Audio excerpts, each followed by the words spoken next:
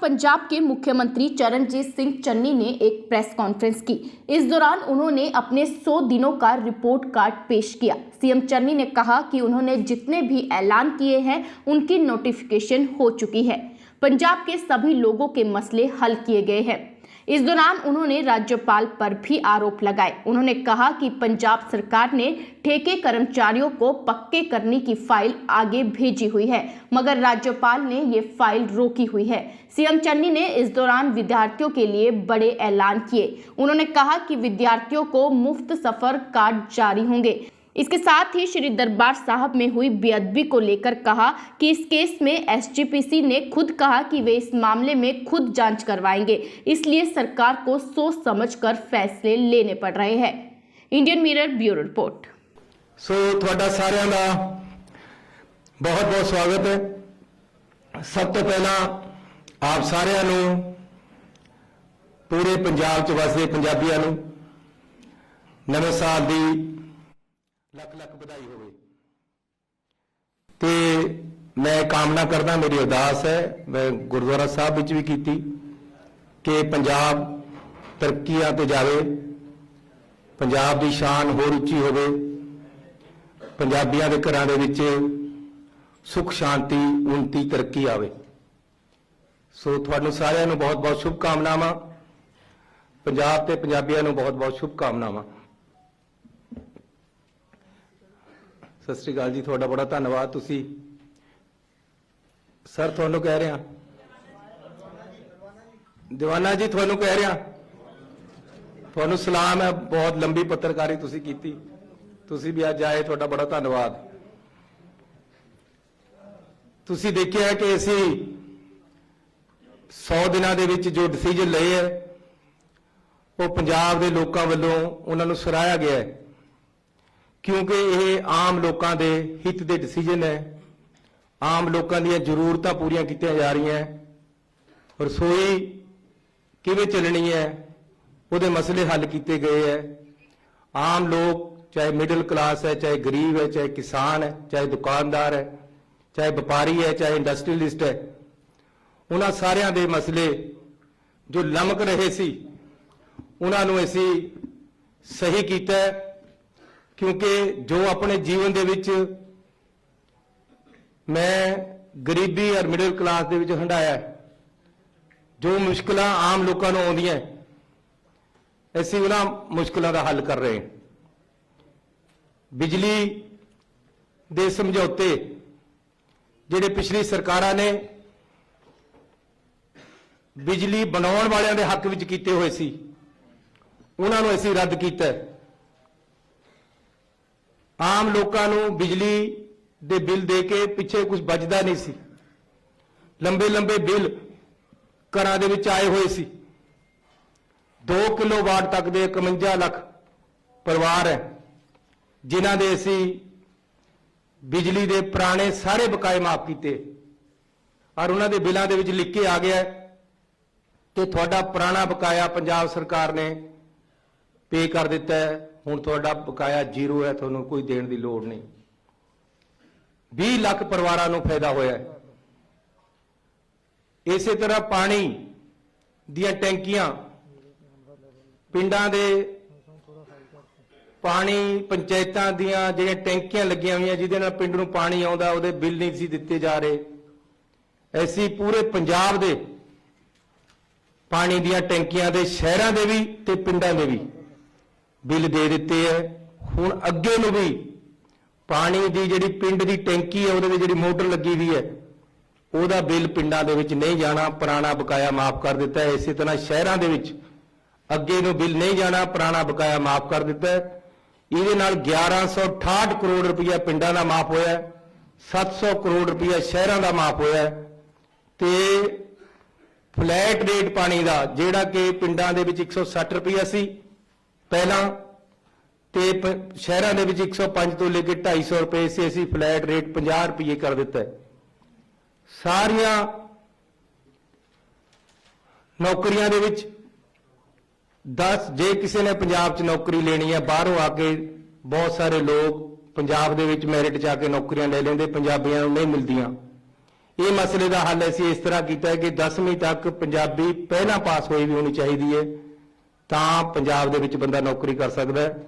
ਹੁਣ ਬਾਹਰ ਦੇ ਬੰਦੇ ਆ ਕੇ ਨਹੀਂ ਨੌਕਰੀ ਲੈ ਸਕਦੇ, ਕਿਉਂਕਿ ਸਿੱਧਾ ਇਹ ਕਾਨੂੰਨ ਪਾਸ ਕਰਨਾ ਔਖਾ ਸੀ, ਕਾਨੂੰਨ ਜਿਹੜਾ ਕਨਸਟੀਟਿਊਸ਼ਨ ਦੇ ਉਲਟ ਜਾਂਦਾ ਸੀ। ਪੰਜਾਬ ਦੇ ਵਿੱਚ ਮਹਾਨ ਸ਼ਖਸੀਅਤਾਂ ਦੇ ਨਾਮ ਤੇ ਜਿਨ੍ਹਾਂ ਦੇ ਪਹਿਲਾਂ ਚੇਅਰਸ ਨਹੀਂ ਸੀ, ਉਹਨਾਂ ਦੀ ਸਟੱਡੀ ਨੂੰ ਅਧਿਐਨ ਕਰਨ ਵਾਸਤੇ ਉਹਦੇ ਵਾਸਤੇ ਅਸੀਂ ਚੇਅਰ ਸਥਾਪਿਤ ਕੀਤੀਆਂ। ਭਾਈ ਜੇਤਾ ਜੀ ਦੇ ਲਈ, ਪਰਸ਼ੂਰਾਮ ਜੀ ਦੇ ਲਈ, ਗੁਰੂ ਰਵਿਦਾਸ ਜੀ ਦੇ ਲਈ, ਭਗਵਾਨ ਵਾਲਮੀਕ ਜੀ ਦੇ ਲਈ, ਸੰਤ ਕਬੀਰ ਜੀ ਦੇ ਲਈ, ਮੱਖਣ ਸ਼ਾਹ ਲਵਾਣਾ ਜੀ ਦੇ ਲਈ ਤੇ ਭਗਵਾਨ ਪਰਸ਼ੂਰਾਮ ਜੀ ਦੀ ਫਗਵਾੜੇ ਦੇ ਮੰਦਿਰ ਦੇ ਵਿੱਚ 10 ਕਰੋੜ ਰੁਪਏ ਦੀ ਲਾਗਤ ਦੇ ਨਾਲ ਉੱਥੇ ਅਸੀਂ ਉਸਾਰੀ ਸ਼ੁਰੂ ਕਰਾਈ ਹੈ। ਰਾਮਾਇਣ, ਭਗਵਦ ਗੀਤਾ, ਮਹਾਭਾਰਤ ਦੇ ਉੱਤੇ ਅਧਿਐਨ ਸੈਂਟਰ ਪਟਿਆਲੇ ਦੇ ਵਿੱਚ ਅਸੀਂ ਖੋਲ ਰਹੇ ਹਾਂ। ਉੱਥੇ ਜਗ੍ਹਾ ਅਲਾਟ ਕਰ ਦਿੱਤੀ ਹੈ, ਪੈਸੇ ਅਲਾਟ ਕਰ ਦਿੱਤੇ ਗਏ ਹੈ ਤੇ ਉਸ ਦਾ ਕੰਮ ਸ਼ੁਰੂ ਹੋ ਗਿਆ ਹੈ। ਰੇਤਾ 22 ਰੁਪਏ ਤੱਕ ਵਿਕਦਾ ਸੀ ਦਰਿਆ ਦੇ ਉੱਤੇ।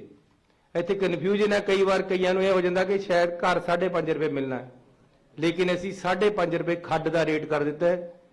ਨਾਲ ਇਹ ਵੀ ਕਹਿ ਦਿੱਤਾ ਹੈ ਕਿ ਕੋਈ ਜੇ 5.5 ਤੋਂ ਜ਼ਿਆਦਾ ਵੇਚਦਾ ਹੈ ਉਹਦੀ ਵੀਡੀਓ ਪਾਓ, ਵੀਡੀਓ ਬਣਾਉਣ ਵਾਲੇ ਨੂੰ 25,000 ਰੁਪਏ ਇਨਾਮ ਦਿੱਤਾ ਜਾਏਗਾ ਤੇ ਜਿਹੜਾ ਵੇਚਦਾ ਹੈ ਉਹਨੂੰ ਫੜ ਕੇ ਅੰਦਰ ਦਿੱਤਾ ਜਾਏਗਾ। ਇਸੇ ਤਰ੍ਹਾਂ ਗੁਲਾਬੀ ਸੁੰਡੀ ਦਾ ਤੇ ਹੋਰ ਵੀ ਖਰਾਬਾ ਜਿਹੜਾ ਹੋਇਆ ਹੈ। ਪਹਿਲਾਂ 12,000 ਰੁਪਏ ਮਿਲਦਾ ਹੁੰਦਾ ਸੀ, ਹੁਣ ਅਸੀਂ 17,000 ਰੁਪਏ ਕਰ ਦਿੱਤਾ ਹੈ ਮੁਆਵਜ਼ਾ 1 ਕਿੱਲੇ ਦੇ ਮਗਰ, ਤੇ ਪੈਸੇ ਅਸੀਂ ਭੇਜ ਦਿੱਤੇ ਹੈ, ਡਿਸਪਰਸ ਹੋਣੇ ਸ਼ੁਰੂ ਹੋ ਰਹੇ। ਠੇਕੇ ਤੇ ਰੱਖੇ ਮੁਲਾਜ਼ਮਾਂ ਨੂੰ 36,000 ਨੂੰ ਅਸੀਂ ਕਾਨੂੰਨ ਬਣਾ ਕੇ ਪੱਕਾ ਕੀਤਾ ਹੈ, ਲੇਕਿਨ ਗਵਰਨਰ ਸਾਹਿਬ ਵੱਲੋਂ ਰਾਜਨੀਤਿਕ ਕਾਰਨਾਂ ਕਰਕੇ ਫਾਈਲ ਨੂੰ ਰੋਕਿਆ ਹੋਇਆ ਹੈ। ਸਾਡੇ ਚੀਫ ਸੈਕਟਰੀ ਸਾਹਿਬ 2 ਵਾਰ ਜਾ ਕੇ ਆਏ हैं, ਮੈਂ ਮੰਤਰੀਆਂ ਨੂੰ ਨਾਲ ਲੈ ਕੇ ਜਾ ਕੇ ਆਇਆ ਕਿ ਫਾਈਲ ਨੂੰ ਕਲੀਅਰ ਕਰੋ, ਲੇਕਿਨ ਉਹਨਾਂ ਵੱਲੋਂ ਅਜੇ ਤੱਕ ਕੀਤੀ ਨਹੀਂ। ਹੁਣ ਅਸੀਂ ਸੋਮਵਾਰ ਨੂੰ ਉਹਨਾਂ ਨੂੰ ਫੇਰ ਮਿਲਣ ਜਾ ਰਹੇ, ਸਾਰੇ ਕੈਬਨਿਟ ਦੇ ਮੰਤਰੀਆਂ ਦੇ ਨਾਲ ਮੈਂ ਆਪ ਜਾ ਰਿਹਾ, ਲੇਕਿਨ ਜੇ ਨਹੀਂ ਕਰਨਗੇ ਤਾਂ ਇਹ ਰਾਜਨੀਤੀ ਹੈ। ਐਸੀ ਧਰਨਾ ਵੀ ਦੇਣਾ ਪਿਆ ਤਾਂ ਧਰਨਾ ਦੇ ਸਕਦੇ ਹਾਂ, ਲੇਕਿਨ ਅਸੀਂ ਮੁਲਾਜ਼ਮ ਪੱਕੇ ਕਰਨੇ ਹੈ। ਸਾਡਾ ਕਾਨੂੰਨ ਬਣਿਆ ਹੋਇਆ ਹੈ, ਉਹਨਾਂ ਦਾ ਫਰਜ਼ ਬਣਦਾ ਹੈ ਕਿ ਟਾਈਮ ਸਿਰ ਕਾਨੂੰਨ ਜਿਹੜਾ ਬਣਿਆ ਹੋਇਆ ਉਸਦੀ ਫਾਈਲ ਨੂੰ ਕਲੀਅਰ ਕਰੇ, ਉਹ ਜਾਣ ਕੇ। ਕਿਉਂਕਿ ਪਹਿਲਾਂ ਮੈਨੂੰ ਇਹ ਸੀ ਕਿ ਸ਼ਾਇਦ ਕਿਤੇ ਬਿਜ਼ੀ ਹੈ, ਲੇਕਿਨ ਹੁਣ ਮੈਂ ਵੀ ਜਾਇਆ, ਚੀਫ ਸੈਕਟਰੀ ਵੀ ਜਾਇਆ, ਹੁਣ ਇਹ ਰਾਜਨੀਤੀ ਹੈ, ਕਿਉਂਕਿ ਪਿੱਛੇ ਤੋਂ ਬੀਜੇਪੀ ਦਾ ਪ੍ਰੈਸ਼ਰ ਹੈ। ਇਸ ਤਰ੍ਹਾਂ ਉਹਨਾਂ ਨੂੰ ਨਹੀਂ ਕਰਨਾ ਚਾਹੀਦਾ। 40,000 ਤੋਂ ਵੱਧ ਵੈਟ ਦੇ ਕੇਸ ਅਸੀਂ ਉਹਨਾਂ ਦੀ ਅਸੈਸਮੈਂਟ ਜਿਹੜੀ ਚੱਲ ਰਹੀ ਸੀ ਉਹ ਖਤਮ ਕਰ ਦਿੱਤੀ ਹੈ ਤੇ ਉਹਨਾਂ ਨੂੰ ਬਿਲਕੁਲ ਸੁਰਖਰੂ ਕਰ ਦਿੱਤਾ ਹੈ। ਪੈਟਰੋਲ ਤੇ ਰੇਟ 10 ਰੁਪਏ ਘੱਟ ਕੀਤੇ, ਡੀਜ਼ਲ ਦੇ ਰੇਟ 5 ਰੁਪਏ ਘੱਟ ਕੀਤੇ। ਜਿਹੜੇ ਕਹਿੰਦੇ ਆ ਕਿ ਜੀ ਫੈਸਲੇ ਐਲਾਨੇ ਹੀ ਜਾਂਦੇ, ਲਾਗੂ ਨਹੀਂ ਹੁੰਦੇ, ਉਹਨਾਂ ਨੂੰ ਮੇਰੀ ਬੇਨਤੀ ਹੈ ਕਿ ਪੈਟਰੋਲ ਪੰਪ ਪਰ ਜਾ ਕੇ ਪੈਟਰੋਲ ਪਾਉਣ, 10 ਰੁਪਏ ਸਸਤਾ ਮਿਲ ਰਿਹਾ ਹੈ, ਡੀਜ਼ਲ ਪਾਉਣ 5 ਰੁਪਏ ਸਸਤਾ ਮਿਲ ਰਿਹਾ ਹੈ। ਬਿਜਲੀ ਦੇ ਬਕਾਏ ਬਿਲਾਂ ਚੈੱਕ ਕਰ ਲੈਣ, ਅਗਲੇ ਜਿਹੜੇ ਬਿੱਲ ਆ ਰਹੇ ਉਹ ਚੈੱਕ ਕਰ ਲੈਣ। 3 ਰੁਪਏ ਰੇਟ ਘਟ ਕੇ ਆ ਰਹੇ ਬਿਜਲੀ ਦੇ। ਕਾਰਨ ਇਹ ਹੈ ਕਿ ਜਿਹੜੇ ਲੋਕ ਗਰੰਟੀਆਂ ਦੇ ਰਹੇ ਸੀ, ਘਰਾਂ ਦੇ ਵਿੱਚ ਫਾਰਮ ਭਰ ਰਹੇ ਸੀ ਜਾ ਕੇ, ਉਹਨਾਂ ਦੇ ਘਰ ਪਏ ਹੀ ਗਰੰਟੀ ਕਾਰਡ ਐਕਸਪਾਇਰ ਹੋ ਗਏ ਉਹਨਾਂ ਪਾਰਟੀਆਂ ਦੇ, ਤੇ ਉਹਨਾਂ ਪਾਸ ਹੁਣ ਹੋਰ ਕੁਝ ਕਹਿਣ ਨੂੰ ਬਚਿਆ ਨਹੀਂ। ਸਿਰਫ ਇਹੀ ਕਹਿੰਦੇ ਵੀ ਇਹ ਐਲਾਨ ਕਰਦਾ, ਜਦ ਕਿ ਅਸੀਂ ਐਲਾਨ ਨਹੀਂ ਕਰਦੇ, ਲਾਗੂ ਕਰਦੇ। ਇਹ ਮੈਂ ਪੁਰਾਣੇ ਜਿਹੜੇ ਤੁਹਾਨੂੰ ਪਹਿਲਾਂ ਦੱਸ ਚੁੱਕਿਆ ਉਹਨਾਂ ਚੋਂ ਕੁਝ ਫੈਸਲੇ ਦੱਸੇ। ਹੁਣ ਮੈਂ ਨਵੇਂ ਫੈਸਲੇ ਜਿਹੜੇ ਲਾਗੂ ਕੀਤੇ ਹੈ ਉਹ ਤੁਹਾਨੂੰ ਦੱਸਣ ਜਾ ਰਿਹਾ। ਮਿਡ ਡੇ ਮੀਲ ਵਰਕਰ, ਇਹਨਾਂ ਦੀ 22,200 ਰੁਪਏ ਪਹਿਲਾਂ ਮਿਲਦਾ ਸੀ ਇਹਨਾਂ ਨੂੰ, ਅਸੀਂ ਇਹਨਾਂ ਨੂੰ ਵਧਾ ਕੇ 3,000 ਰੁਪਇਆ ਕਰ ਦਿੱਤਾ ਹੈ। ਇਹ ਲਗਭਗ 46,000 ਵਰਕਰ ਹੈ ਪੰਜਾਬ ਦੇ ਵਿੱਚ ਮਿਡ ਡੇ ਮੀਲ ਜਿਹੜੇ ਸਕੂਲਾਂ ਦੇ ਵਿੱਚ ਬਣਾਉਂਦੇ ਆ। ਗਰੀਬ ਲੋਕ ਹੈ, ਉਹਨਾਂ ਨੂੰ ਸਿਰਫ 2200 ਰੁਪਇਆ ਦਿੰਦਾ ਜਾਂਦਾ ਸੀ, ਅਸੀਂ ਇਕੱਠਾ 800 ਰੁਪਇਆ ਵਧਾ ਕੇ ਉਹਨਾਂ ਦਾ 3000 ਕਰ ਦਿੱਤਾ ਹੈ, ਨਾਲ ਨੋਟੀਫਿਕੇਸ਼ਨ ਕਰ ਦਿੱਤੀ ਹੈ। ਇਸੇ ਤਰ੍ਹਾਂ ਇਸ ਮਹੀਨੇ ਤੋਂ ਮਿਲਣ ਲੱਗ ਜਾਏਗਾ। ਆਸ਼ਾ ਵਰਕਰ 21,418 ਆਸ਼ਾ ਵਰਕਰ ਹੈ, 42,205 ਮਿਡ ਡੇ ਵਰਕਰ ਹੈ। ਜਿਹੜੇ 21,000 ਆਸ਼ਾ ਵਰਕਰ ਹੈ ਉਹਨਾਂ ਨੂੰ ਸਿਰਫ ਕਮਿਸ਼ਨ ਮਿਲਦਾ ਸੀ, ਫਿਕਸ ਪੈਸਾ ਕੋਈ ਨਹੀਂ ਸੀ ਮਿਲਦਾ, ਬਹੁਤ ਘੱਟ ਪੈਸੇ ਉਹਨਾਂ ਦੇ ਬਣਦੇ ਸੀ, ਲੇਕਿਨ ਉਹ ਵਿਚਾਰੀਆਂ ਰੋਜ਼ ਜਾਂਦੀਆਂ, ਰੋਜ਼ ਕੰਮ ਕਰਦੀਆਂ, ਗੁਜ਼ਾਰੇ ਜੋਗੇ ਪੈਸੇ ਨਹੀਂ ਸੀ ਮਿਲਦੇ। ਐਸੀ ਕਮਿਸ਼ਨ ਦੇ ਨਾਲ ਨਾਲ ਆਪਣੇ ਸਰਕਾਰ ਵੱਲੋਂ 2500 ਰੁਪਇਆ ਉਹਨਾਂ ਨੂੰ ਵੱਖਰਾ ਦੇਣਾ ਦਾ ਤੈਅ ਕਰ ਦਿੱਤਾ ਹੈ। ਇਸ ਮਹੀਨੇ ਤੋਂ ਮਿਲਣ ਲੱਗ ਜਾਏਗਾ, ਕਾਨੂੰਨ ਬਣਾ ਦਿੱਤਾ ਹੈ। ਪੰਜਾਬ ਦੇ ਵਿੱਚ ਜਨਰਲ ਵਰਗ ਦੇ ਵੀ ਗਰੀਬ ਹੈ। ਗਰੀਬ ਹੈ, ਕਿਸੇ ਜਾਤ ਬਰਾਦਰੀ ਜਾਂ ਧਰਮ ਦਾ ਹੋਵੇ। ਇਸ ਕਰਕੇ ਅਸੀਂ ਪੰਜਾਬ ਰਾਜ ਜਨਰਲ ਵਰਗ ਕਮਿਸ਼ਨ ਦੀ ਸਥਾਪਨਾ ਕੀਤੀ ਹੈ, ਜਿਹੜੇ ਕਿ ਅਸੀਂ ਕੈਬਨਿਟ ਦੇ ਵਿੱਚ ਪਾਸ ਕਰਕੇ ਨੋਟੀਫਿਕੇਸ਼ਨ ਕਰ ਦਿੱਤੀ ਹੈ। ਇਸ ਦੇ ਅਹੁਦੇਦਾਰ ਚੇਅਰਮੈਨ ਵੀ ਲਗਾ ਦਿੱਤਾ ਹੈ, ਬਾਕੀ ਅਹੁਦੇਦਾਰ ਕੁਝ ਦਿਨਾਂ 'ਚ ਲੱਗ ਜਾਣਗੇ। ਸਰਕਾਰ ਵੱਲੋਂ ਮਲੇਰਕੋਟਲਾ ਵਿਖੇ ਹਜ ਹਾਊਸ ਦੀ ਸਥਾਪਨਾ ਕੀਤੀ ਜਾ ਰਹੀ ਹੈ, ਉਹਦੇ ਵਾਸਤੇ ਜਗ੍ਹਾ ਦੀ ਸ਼ਨਾਖਤ ਹੋ ਗਈ ਹੈ। ਅਗਲਾ ਫੈਸਲਾ ਜਲ ਸਪਲਾਈ ਅਤੇ ਸੈਨੀਟੇਸ਼ਨ ਵਿਭਾਗ, ਗ੍ਰਾਮ ਪੰਚਾਇਤਾਂ, ਗ੍ਰਾਮ ਪੰਚਾਇਤ ਜਲ ਅਤੇ ਸੈਨੀਟੇਸ਼ਨ ਕਮੇਟੀਆਂ ਵੱਲੋਂ ਸੰਚਾਲਿਤ ਜਲ ਸਪਲਾਈ ਸਕੀਮਾਂ ਦੇ ਖਪਤਕਾਰਾਂ ਦੇ ਪਾਣੀ ਦੇ ਬਿੱਲਾਂ ਦੇ ਬਕਾਏ ਮਾਫ ਕੀਤੇ ਹਨ। ਪਿਛਲੀ ਵਾਰ ਜਦੋਂ ਅਸੀਂ ਫੈਸਲਾ ਕੀਤਾ ਤਾਂ ਅੱਗੇ ਨੂੰ 50 ਰੁਪਏ ਰੇਟ ਕਰਤਾ ਸੀ, ਟੈਂਕੀਆਂ ਦੇ ਬਿੱਲ ਮਾਫ ਕਰਤੇ ਸੀ, ਲੇਕਿਨ ਪਾਣੀ ਦੇ ਬਕਾਏ ਨਹੀਂ ਸੀ ਮਾਫ ਹੋਏ। ਸ਼ਹਿਰਾਂ ਤੇ ਪਿੰਡਾਂ ਦੇ ਉਹਨਾਂ ਦੀ ਅਸੀਂ ਨੋਟੀਫਿਕੇਸ਼ਨ ਕਰਤੀ ਹੈ ਕਿ ਪਾਣੀ ਦੇ ਪੁਰਾਣੇ ਬਕਾਏ, ਚਾਹੇ ਉਹ ਸੀਵਰੇਜ ਦੇ ਪੁਰਾਣੇ ਬਕਾਏ ਤੇ ਪਾਣੀ ਦੇ ਦੋਨਾਂ ਦੇ, ਇਹ ਅਸੀਂ ਟੋਟਲ ਮਾਫ ਕਰ ਦਿੱਤੇ ਹੈ। ਹੁਣ ਇਹ ਅੱਗੇ ਨੂੰ ਜਮ੍ਹਾਂ ਕਰਾਉਣ ਦੀ ਲੋੜ ਨਹੀਂ ਹੈ। ਇਸੇ ਤਰ੍ਹਾਂ ਨੰਬਰਦਾਰਾਂ ਦਾ ਬੜਾ ਭਾਰੀ ਮਸਲਾ ਸੀ, ਉਹਨਾਂ ਦੀ ਡਿਮਾਂਡ ਸੀ ਕਿ ਸਾਨੂੰ ਜੱਦੀ ਪੁਸ਼ਤੀ ਕੀਤਾ ਜਾਵੇ।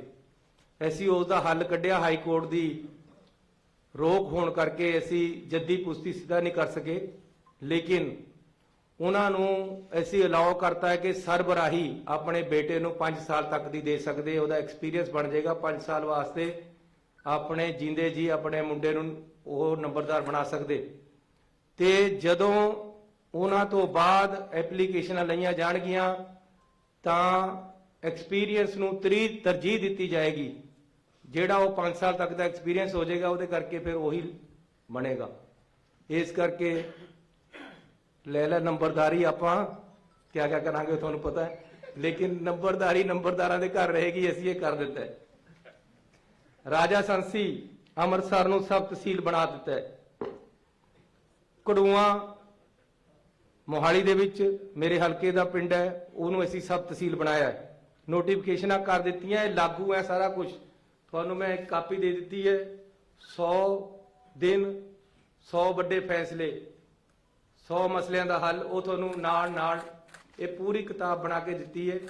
ਇਹਦੇ 'ਚ ਨੋਟੀਫਿਕੇਸ਼ਨ ਵੀ ਲੱਗੀ ਵੀ ਹੈ ਲਾਗੂ ਕਰਨ ਦੀ, ਤੇ ਨਾਲ ਫੈਸਲਾ ਵੀ ਲਿਖਿਆ ਹੋਇਆ ਹੈ।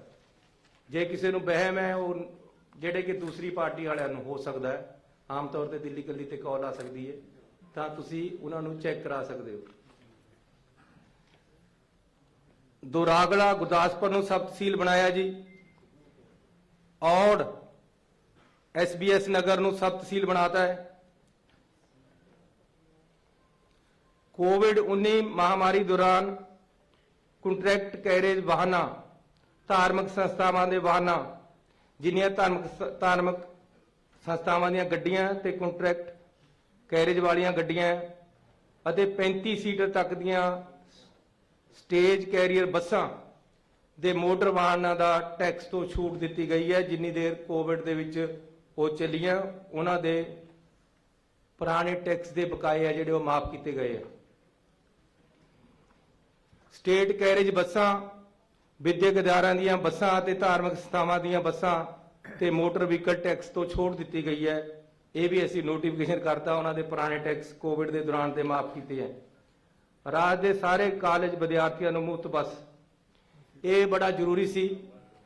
ਜਦ ਮੈਂ ਕਾਲਜ ਦੇ ਵਿੱਚ ਪੜ੍ਹਿਆ ਤਾਂ ਸਾਨੂੰ ਪਾਸ ਮਿਲਦੇ ਸੀ, ਥੋੜੇ ਜਿਹੇ ਪੈਸੇ ਦੇ ਕੇ ਪਾਸ ਬਣ ਜਾਂਦਾ ਸੀ, ਬੱਸ ਦਾ ਕਿਰਾਇਆ ਨਹੀਂ ਸੀ ਲੱਗਦਾ, ਸਾਡਾ ਗੁਜ਼ਾਰਾ ਹੋ ਜਾਂਦਾ ਸੀ ਆਉਣ ਜਾਣ ਦਾ। ਹੁਣ ਉਹ ਨਹੀਂ ਹੈ ਸੀ। ਖਾਸ ਤੌਰ ਤੇ ਪ੍ਰਾਈਵੇਟ ਕਾਲਜਾਂ ਤੇ ਪ੍ਰਾਈਵੇਟ ਯੂਨੀਵਰਸਿਟੀਆਂ ਦੇ ਬੱਚਿਆਂ ਨੂੰ ਬੜੀ ਦਿੱਕਤ ਆਉਂਦੀ ਸੀ ਆਉਣ ਜਾਣ ਦੀ। ਉਹਨਾਂ ਨੂੰ ਬੱਸ ਪਾਸ ਨਹੀਂ ਸੀ ਹੁਣ ਜਾਰੀ ਹੁੰਦੇ, ਉਹਨਾਂ ਦਾ ਕਾਫੀ ਕਿਰਾਇਆ ਲੱਗ ਜਾਂਦਾ ਸੀ, ਬੱਸਾਂ ਮਹਿੰਗੀਆਂ ਹੋ ਗਈਆਂ।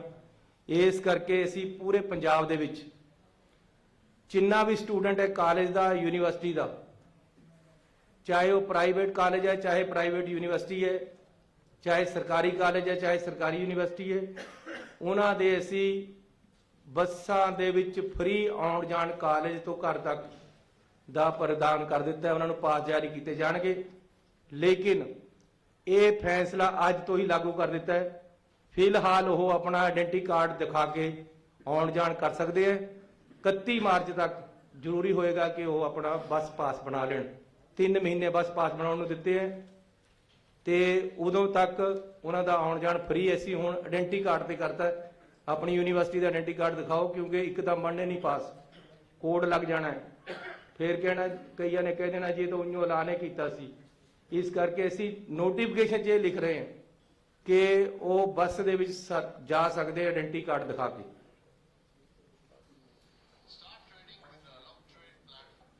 ਮਿਊਨਿਸਪਲ ਸੀਮਾਵਾਂ ਤੋਂ ਬਾਹਰ ਬਣੀਆਂ ਇਕੱਲੀਆਂ ਇਮਾਰਤਾਂ ਨੂੰ ਜਿਉਂ ਦਾ ਤਿਉਂ ਨਿਯਮਿਤ ਕੀਤਾ ਹੈ। ਜਿਹੜੀਆਂ ਬਾਹਰ ਬਿਲਡਿੰਗਾਂ ਬਣ ਗਈਆਂ ਉਹਨਾਂ ਨੂੰ ਅਸੀਂ ਰਿਕੋਗਨਾਈਜ਼ ਕਰ ਰਹੇ ਹਾਂ। ਪੰਜਾਬ ਵਿੱਚ EWS ਹਾਊਸਿੰਗ ਸਕੀਮ 2021 ਦੇ ਤਹਿਤ ਆਰਥਿਕ ਪੱਖੋਂ ਕਮਜ਼ੋਰ ਵਰਗਾਂ ਦੇ 25,000 ਮਕਾਨ ਮੁਹੱਈਆ ਕਰਾਉਣ ਦਾ ਫੈਸਲਾ ਕੀਤਾ ਗਿਆ ਹੈ। ਪੰਜਾਬ ਦੇ ਵੱਡੇ ਸ਼ਹਿਰਾਂ ਦੇ ਵਿੱਚ ਗਰੀਬ ਆਦਮੀ ਮਕਾਨ ਨਹੀਂ ਖਰੀਦ ਸਕਦਾ। ਇਸ ਕਰਕੇ ਅਸੀਂ 25,000 ਫਲੈਟ ਪੰਜਾਬ ਸਰਕਾਰ ਵੱਲੋਂ ਬਣਾ ਕੇ ਦੇ ਰਹੇ, ਬਹੁਤ ਹੀ ਨੋਮੀਨਲ ਰੇਟਾਂ ਤੇ। ਸਿਰਫ 4,000 ਰੁਪਇਆ ਉਹਨਾਂ ਦੀ ਕਿਸ਼ਤ ਹੋਏਗੀ ਤੇ ਉਹਨੂੰ ਜਿਹੜੇ ਘੱਟ ਆਮਦਨ ਵਾਲੇ ਲੋਕ ਹੈ ਉਹਨਾਂ ਨੂੰ 25,000 ਮਕਾਨ ਅਸੀਂ ਦੇ ਰਹੇ। ਜਗ੍ਹਾ ਦੀ ਸ਼ਨਾਖਤ ਹੋ ਗਈ ਹੈ, ਟੈਂਡਰ ਲੱਗ ਗਏ ਹੈ ਤੇ ਅਸੀਂ ਹੁਣ ਉਹਨਾਂ ਤੋਂ ਐਪਲੀਕੇਸ਼ਨਾਂ ਲੈ ਕੇ ਲਾਟਰੀ ਸਿਸਟਮ ਦੇ ਨਾਲ ਮਕਾਨ ਜਾਰੀ ਕਰਾਂਗੇ।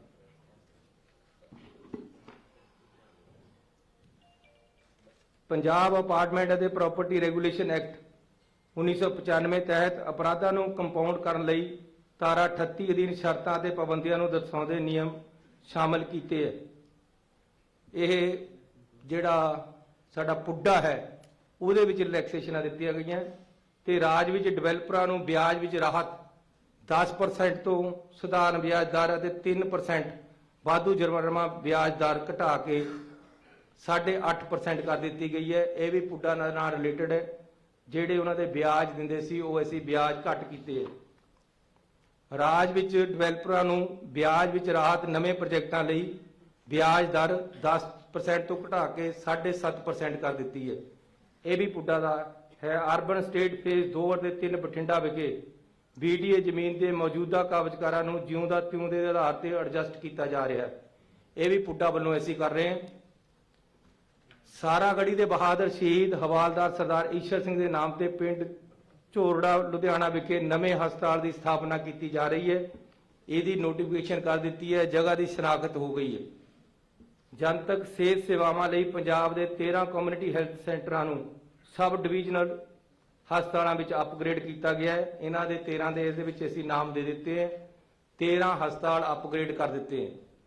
ਜਨਤਕ ਸਿਹਤ ਸੇਵਾਵਾਂ ਲਈ ਪੰਜਾਬ ਦੇ 9 PHC ਨੂੰ ਕਮਿਊਨਿਟੀ ਸੈਂਟਰ ਹੈਲਥ ਸੈਂਟਰ, ਡਿਸਪੈਂਸਰੀਆਂ ਨੂੰ ਕਮਿਊਨਿਟੀ ਹੈਲਥ ਸੈਂਟਰ 9 ਨੂੰ ਬਣਾਇਆ ਗਿਆ ਹੈ ਤੇ ਕਮਿਊਨਿਟੀ ਹੈਲਥ ਸੈਂਟਰਾਂ ਨੂੰ ਸਬ ਡਿਵੀਜ਼ਨ ਜਿਹੜੇ ਹਸਪਤਾਲ ਹੈ ਉਹ ਅਸੀਂ ਅਪਗ੍ਰੇਡ ਕੀਤੇ ਹੈ। ਜਿਵੇਂ ਮੇਰੇ ਚਮਕੌਰ ਸਾਹਿਬ ਹੈ, ਉੱਥੇ ਅਸੀਂ 9 ਕਰੋੜ ਰੁਪਇਆ ਲਾ ਕੇ ਹਸਪਤਾਲ ਨੂੰ ਅਪਗ੍ਰੇਡ ਕਰ ਰਹੇ। ਇਸੇ ਤਰ੍ਹਾਂ 13 ਕੀਤੇ ਹੈ ਤੇ 9 CHC ਨੂੰ ਕੀਤਾ ਹੈ। ਜਨਤਕ ਸਿਹਤ ਸੇਵਾਵਾਂ ਲਈ 7 ਪਿੰਡੂ ਹਸਪਤਾਲਾਂ ਨੂੰ, ਜਿਹੜੇ ਛੋਟੇ ਹਸਪਤਾਲ ਹੈ ਉਹਨਾਂ ਨੂੰ PHC ਬਣਾਇਆ, ਉਹ 7 ਹੈ।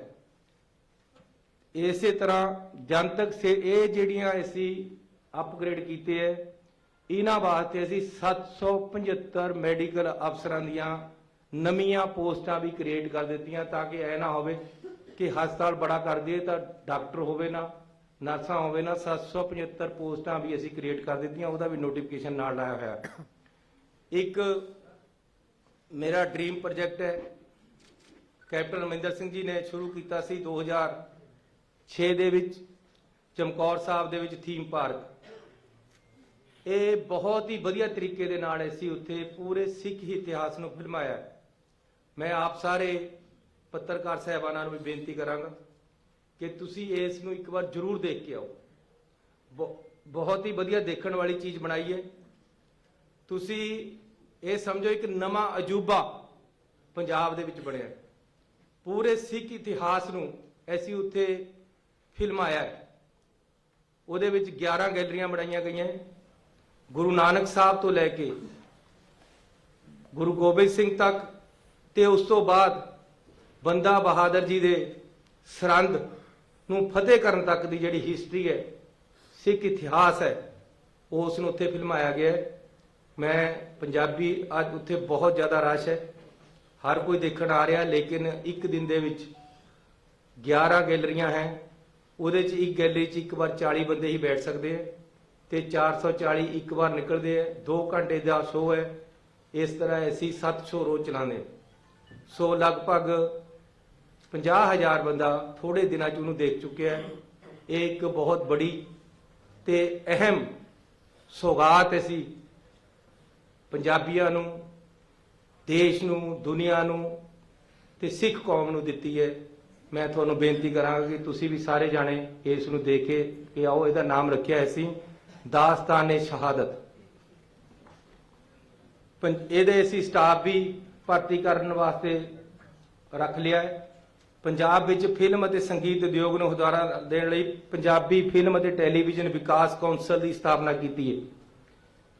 ਪੰਜਾਬੀ ਮਿਊਜ਼ਿਕ ਦੁਨੀਆ ਦੇ ਵਿੱਚ ਅੱਜ ਸਭ ਤੋਂ ਮਸ਼ਹੂਰ ਮਿਊਜ਼ਿਕ ਹੈ। ਬਾਲੀਵੁੱਡ ਦੀਆਂ ਫਿਲਮਾਂ ਵੀ ਪੰਜਾਬੀ ਮਿਊਜ਼ਿਕ ਤੋਂ ਬਿਨਾਂ ਨਹੀਂ ਚੱਲਦੀਆਂ। ਪੰਜਾਬੀ ਫਿਲਮਾਂ ਨੇ ਬਹੁਤ ਨਾਮਣਾ ਖੱਟਿਆ ਹੈ ਤੇ ਬਹੁਤ ਤਰੱਕੀ ਕੀਤੀ ਹੈ। ਪੰਜਾਬੀ ਮਿਊਜ਼ਿਕ ਨੇ ਵੀ ਕੀਤੀ ਹੈ। ਇਸ ਲਈ ਅਸੀਂ ਪੰਜਾਬ ਦੇ ਵਿੱਚ ਪੰਜਾਬੀ ਫਿਲਮ ਅਤੇ ਟੈਲੀਵਿਜ਼ਨ ਵਿਕਾਸ ਕੌਂਸਲ ਬਣਾਈ ਹੈ। ਇਹਦੀ ਸਥਾਪਨਾ ਹੋ ਗਈ ਹੈ। ਇਹਦੇ ਅਹੁਦੇਦਾਰ ਅਸੀਂ 1-2 ਦਿਨਾਂ ਚ ਲਾ ਲਾਂਗੇ। ਜਿਸ ਤਰੀਕੇ ਦੇ ਨਾਲ ਭਗਵਦ ਗੀਤਾ ਤੇ ਰਮਾਇਣ ਤੇ ਅਧਿਐਨ ਸੈਂਟਰ ਬਣਾਇਆ ਗਿਆ, ਉਸੇ ਤਰ੍ਹਾਂ ਸ੍ਰੀ ਗੁਰੂ ਰਵਿਦਾਸ ਬਾਣੀ ਅਧਿਐਨ ਸੈਂਟਰ ਕਮੇਟੀ ਬਣਾ ਕੇ ਡੇਰਾ ਸੱਚ ਬੱਲਾ ਵਿਖੇ, ਜਲੰਧਰ ਵਿਖੇ ਗੁਰੂ ਰਵਿਦਾਸ ਦੀ ਬਾਣੀ ਦਾ ਅਧਿਐਨ ਸੈਂਟਰ ਅਸੀਂ ਬਣਾ ਰਹੇ ਹਾਂ। ਉਹਦੀ ਕਮੇਟੀ ਬਣਾ ਦਿੱਤੀ ਹੈ। ਜ਼ਮੀਨ ਲੈਣ ਲਈ ਉਹਨਾਂ ਨੂੰ ਅਸੀਂ 25 ਕਰੋੜ ਰੁਪਇਆ ਦੇ ਦਿੱਤਾ ਹੈ। ਇਸੇ ਤਰ੍ਹਾਂ ਵਾਲਮੀਕ ਜੀ ਦਾ ਪਨੋਰਮਾ ਵਾਲਮੀਕ ਸਥਲ ਅੰਮ੍ਰਿਤਸਰ ਵਿਖੇ ਤਿਆਰ ਕੀਤਾ ਜਾ ਰਿਹਾ ਹੈ। ਖੇਤੀਬਾੜੀ ਸਾਲ 22-23 ਲਈ ਅਨਾਜ ਦੀ ਢੋਆ ਢੁਆਈ ਲਈ ਸੋਧੀ ਪਾਲਿਸੀ ਨੂੰ ਲਾਗੂ ਕਰ ਦਿੱਤਾ ਹੈ।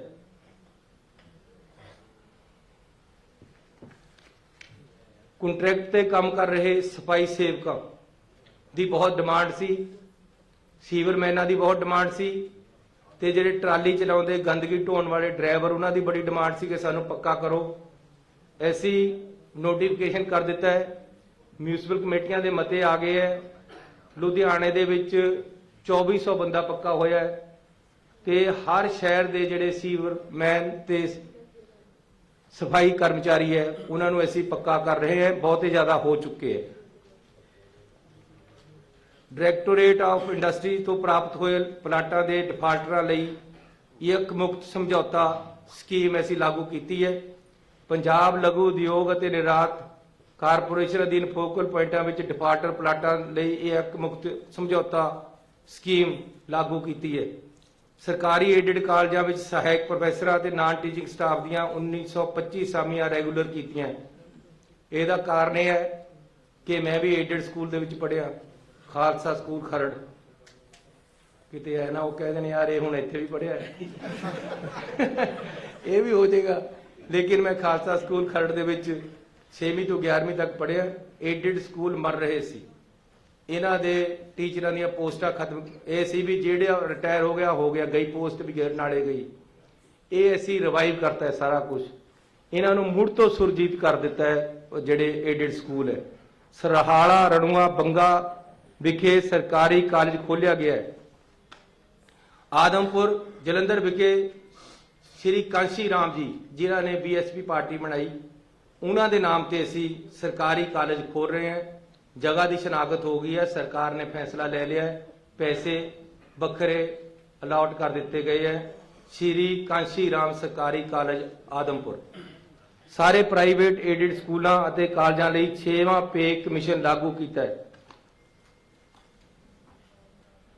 ਲਖਮੀਪੁਰ ਖੀਰੀ ਦੇ ਮੰਦਭਾਗੀ ਘਟਨਾ ਵਿੱਚ ਮਾਰੇ ਗਏ 4 ਕਿਸਾਨਾਂ ਨੂੰ ਤੇ ਇੱਕ ਪੱਤਰਕਾਰ ਨੂੰ 50-50 ਲੱਖ ਰੁਪਏ ਦੀ ਗ੍ਰਾਂਟ ਭੇਜੀ ਗਈ ਹੈ। 3 ਕਾਲੇ ਖੇਤੀ ਕਾਨੂੰਨਾਂ ਦੇ ਵਿਰੋਧ ਵਿੱਚ ਸ਼ਹੀਦ ਹੋਏ ਬਹਾਦਰ ਕਿਸਾਨਾਂ ਦੀ ਯਾਦ ਨੂੰ ਸਮਰਪਿਤ ਕਿਸਾਨ ਸਮਾਰਕ ਬਣਾਉਣ ਦਾ ਫੈਸਲਾ ਕੀਤਾ ਹੈ।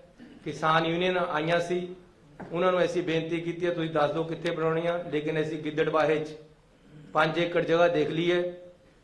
ਕਿਸਾਨਾਂ ਜਿਹੜੇ ਉੱਥੇ ਸ਼ਹੀਦ ਹੋਏ ਹੈ ਤੇ ਜਿਹੜਾ ਇਹ ਸੰਘਰਸ਼ ਚੱਲਿਆ, ਇਸ ਨੂੰ ਪੂਰੇ ਤਰ੍ਹਾਂ ਉਹਦੇ ਵਿੱਚ ਫਿਲਮਾਇਆ ਵੀ ਜਾਏਗਾ, ਇੱਕ ਸਦੀਵੀ ਯਾਦਗਾਰ ਇਸ ਦੀ ਬਣਾਈ ਜਾਏਗੀ। ਤੇ ਆਖਿਰ 'ਚ ਮੈਂ ਦੱਸਣਾ ਚਾਹੁੰਦਾ ਕਿ ਨਸ਼ਿਆਂ ਵਿਰੁੱਧ ਲੜਾਈ ਨੂੰ ਅਸੀਂ ਅੰਤ ਪੜਾਅ ਤੱਕ ਲਿਜਾਣਾ ਤੇ ਦੋਸ਼ੀਆਂ ਵਿਰੁੱਧ FIR ਕਰ ਦਿੱਤੀ ਗਈ ਹੈ ਤੇ ਨਸ਼ਿਆਂ ਦੀ ਲੜਾਈ ਦੇ ਵਿੱਚ ਪੰਜਾਬ ਸਰਕਾਰ ਕਿਸੇ ਤਰ੍ਹਾਂ ਦੀ ਕਸਰ ਨਹੀਂ ਛੱਡੇਗੀ। ਜਿਹੜੇ ਲੋਕ ਜਿਨ੍ਹਾਂ ਨੂੰ ਬੜੀਆਂ ਮੱਛੀਆਂ ਕਿਹਾ ਜਾਂਦਾ ਹੈ, ਜਿਨ੍ਹਾਂ ਨੇ ਪੰਜਾਬ ਨੂੰ ਲੁੱਟਿਆ ਤੇ ਕੁੱਟਿਆ, ਜਿਨ੍ਹਾਂ ਨੇ ਪੰਜਾਬ ਦੀਆਂ ਮਾਵਾਂ ਦੀਆਂ ਕੁੱਖਾਂ ਗਾਲੀਆਂ, ਜਿਨ੍ਹਾਂ ਨੇ ਪੰਜਾਬ ਦੀ ਨੌਜਵਾਨੀ ਨੂੰ ਬਰਬਾਦ ਕੀਤਾ, ਉਹਨਾਂ ਨੂੰ ਅਸੀਂ ਕਾਨੂੰਨ ਦੇ ਸਕੰਜੇ ਚੋਂ ਭੱਜਣ ਨਹੀਂ ਦੇਵਾਂਗੇ ਤੇ ਕਾਨੂੰਨ ਆਪਣਾ ਕੰਮ ਕਰੇਗਾ। ਕਿਸੇ ਨਾਲ ਦਰੈਂਤ ਲਾਗਬਾਜੀ ਜਾਂ ਰਾਜਨੀਤੀ ਨਹੀਂ ਕੀਤੀ ਜਾਏਗੀ। ਜਿਹੜਾ ਇਹਨਾਂ ਕੰਮਾਂ 'ਚ ਹੈ ਉਸ ਨੂੰ ਬਖਸ਼ਿਆ ਨਹੀਂ ਜਾਏਗਾ। ਇਸ ਦੇ ਲਈ ਇਹ 100 ਫੈਸਲੇ ਮੈਂ ਤੁਹਾਨੂੰ ਦਿੱਤੇ ਹੈ, ਲੇਕਿਨ ਫੈਸਲੇ ਸਾਡੇ ਇਸ ਤੋਂ ਵੀ ਜ਼ਿਆਦਾ ਹੋ ਚੁੱਕੇ ਹੈ। ਮੈਂ ਫਿਰ 4 ਤਰੀਕ ਨੂੰ ਤੁਹਾਡੇ ਨਾਲ ਮਿਲਾਂਗਾ, ਲੇਕਿਨ ਫੈਸਲਿਆਂ ਤੋਂ ਬਾਹਰ ਜਿਹੜੇ ਮੈਂ ਇਹਨਾਂ ਫੈਸਲਿਆਂ 'ਚ ਨਿਕਲਾਏ, ਚੰਡੀਗੜ੍ਹ ਦੇ ਵਿੱਚ ਮੇਰੇ ਪੱਤਰਕਾਰ ਭਰਾ ਰਹਿੰਦੇ ਆ, ਉਹਨਾਂ ਨੇ ਮੈਨੂੰ ਹੁਕਮ ਕਰਿਆ ਸੀ ਕਿ ਸਾਡੀਆਂ ਵੀ ਕੁਝ ਡਿਮਾਂਡਾਂ ਹੈਗੀਆਂ। ਉਹਨਾਂ ਦੀਆਂ 3 ਡਿਮਾਂਡਾਂ ਮੈਂ ਤੁਹਾਨੂੰ ਗਿਣਾ ਰਿਹਾ ਜਿਹੜੀਆਂ ਅਸੀਂ ਪਾਸ ਕਰ ਦਿੱਤੀਆਂ, ਉਹ ਮੈਂ ਤੁਹਾਨੂੰ ਬੋਲ ਕੇ ਸੁਣਾ ਰਿਹਾ। ਕਿਉਂਕਿ ਪੱਤਰਕਾਰ ਤੋਂ ਬਿਨਾ ਡੈਮੋਕ੍ਰੈਟਿਕ ਸਿਸਟਮ ਨਹੀਂ ਚੱਲ ਸਕਦਾ, ਕਾਮਯਾਬ ਨਹੀਂ ਹੋ ਸਕਦਾ ਤੇ ਚੰਗੇ ਪੱਤਰਕਾਰ ਚੰਗੇ ਸਮਾਜ ਨੂੰ ਸਿਰਜਦੇ ਹੈ। ਚੰਗੇ ਪੱਤਰਕਾਰ ਰਾਜਨੀਤੀ ਨੂੰ ਸੇਧ ਦਿੰਦੇ ਹੈ। ਚੰਗਾ ਪੱਤਰਕਾਰੀ ਦੇ ਨਾਲ ਸਰਕਾਰਾਂ ਚੰਗੇ ਤਰੀਕੇ ਨਾਲ ਕੰਮ ਕਰਦੀਆਂ। ਇਸ ਲਈ ਵੈਟਰਨ ਪੱਤਰਕਾਰਾਂ ਲਈ ਮਾਸਿਕ ਵਿੱਤੀ ਸਹਾਇਤਾ 12,000 ਰੁਪਏ ਪ੍ਰਤੀ ਮਹੀਨਾ ਤੋਂ ਵਧਾ ਕੇ 15,000 ਰੁਪਏ ਪ੍ਰਤੀ ਮਹੀਨਾ ਕੀਤੀ ਜਾਂਦੀ ਹੈ। ਮੁਫਤ ਬੱਸ ਸਫ਼ਰ ਸਹੂਲਤਾਂ ਵਿੱਚ ਚੰਡੀਗੜ੍ਹ ਸਥਿਤ ਪੱਤਰਕਾਰਾਂ ਨੂੰ 3200 ਰੁਪਏ ਤੋਂ ਵਧਾ ਕੇ 4,000 ਰੁਪਏ ਅਤੇ ਫੀਲਡ ਸਥਿਤ ਮਾਨਤਾ ਪ੍ਰਾਪਤ ਪੱਤਰਕਾਰਾਂ ਦੀ ਮੁਫਤ ਬੱਸ ਸਫ਼ਰ ਸਹੂਲਤ 2400 ਰੁਪਏ ਤੋਂ ਵਧਾ ਕੇ 3000 ਰੁਪਏ ਕੀਤੀ ਜਾਂਦੀ ਹੈ। ਹੈਲਥ ਇੰਸ਼ੋਰੈਂਸ ਤਹਿਤ ਆਉਂਦੇ ਮਾਨਤਾ ਪ੍ਰਾਪਤ ਅਤੇ ਪੀਲਾ ਕਾਰਡ ਧਾਰਕ ਪੱਤਰਕਾਰਾਂ ਦੇ 5 ਲੱਖ ਰੁਪਏ ਤੋਂ ਵੱਧ ਦੇ ਇਲਾਜ ਉੱਤੇ ਆਉਣ ਵਾਲੇ ਖਰਚੇ ਨੂੰ ਸਰਕਾਰ ਵੱਲੋਂ ਸਹਿਣ ਕੀਤਾ ਜਾਏਗਾ। ਇਹ 3 ਡਿਮਾਂਡਾਂ ਪੱਤਰਕਾਰ ਯੂਨੀਅਨ ਨੇ ਦਿੱਤੀਆਂ ਸੀ, ਲੇਕਿਨ 2 ਡਿਮਾਂਡਾਂ ਹੋਰ ਹੈ ਜਿਹੜੀਆਂ ਕਿ ਅੰਡਰ ਪ੍ਰੋਸੈਸ ਹੈ। ਸੋ ਇਹ ਸਾਡਾ 100 ਦਿਨ ਦਾ ਰਿਪੋਰਟ ਕਾਰਡ ਹੈ।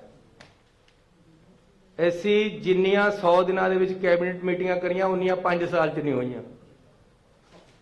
ਅਸੀਂ ਪਹਿਲਾਂ ਜਿਹੜਾ ਮੁੱਖ ਮੰਤਰੀ ਸੀ ਉਹਦੇ ਬਾਰੇ ਪੁੱਛਦੇ ਸੀ ਵੀ ਯਾਰ ਇਹ ਜਾਗਦਾ ਕਦ ਹੈ, ਮੈਨੂੰ ਪੁੱਛਦੇ ਸੌਂਦਾ ਕਦ ਹੈ।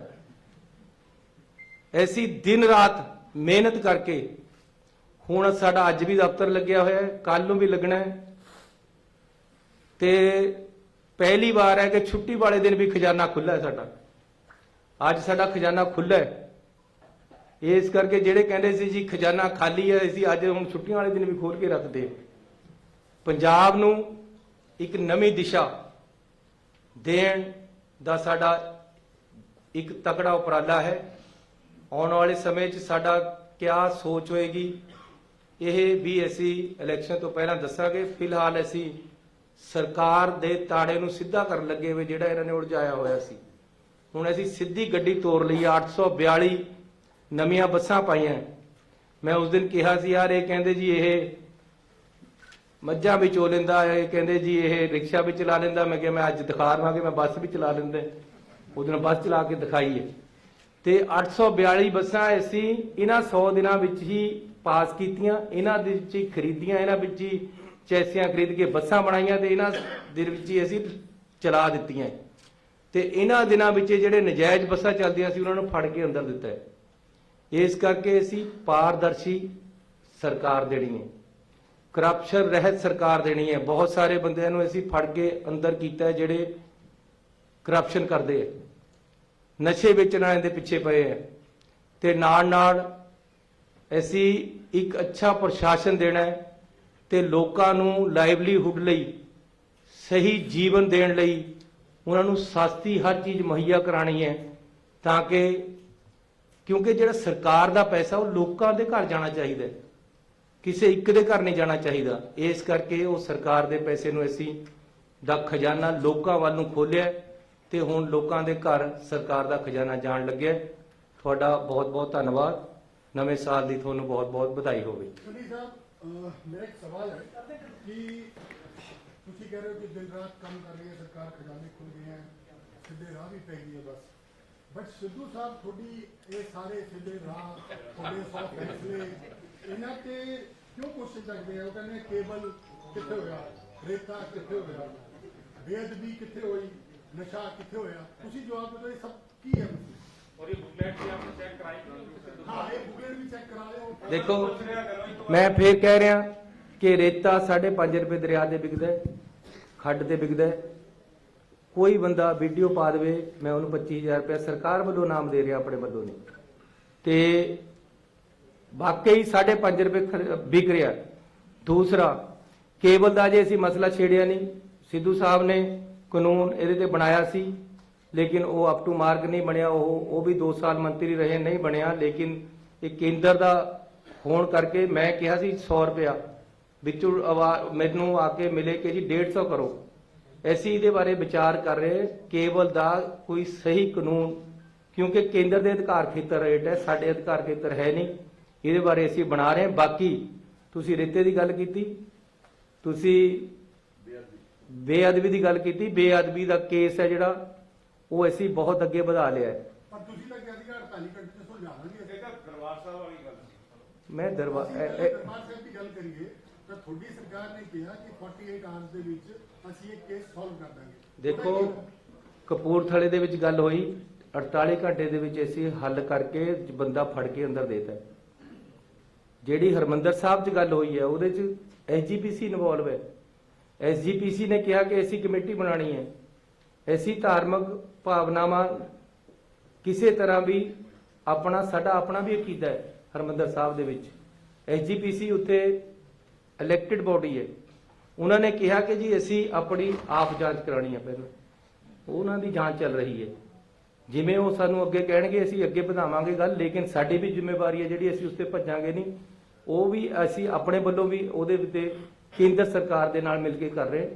ਲੇਕਿਨ ਐਸਜੀਪੀਸੀ ਤੋਂ ਅਸੀਂ ਕਿਸੇ ਤਰ੍ਹਾਂ ਵੀ ਹਰਮੰਦਰ ਸਾਹਿਬ ਦੇ ਮਸਲੇ ਦੇ ਵਿੱਚ ਬਾਹਰ ਨਹੀਂ ਜਾਣਾ ਚਾਹੁੰਦੇ। ਇਹ ਸਿੱਖਾਂ ਦੀ ਜਮਾਤ ਹੈ, ਸਿੱਖਾਂ ਦਾ ਮੇਨ ਧਾਰਮਿਕ ਸਥਾਨ ਹੈ।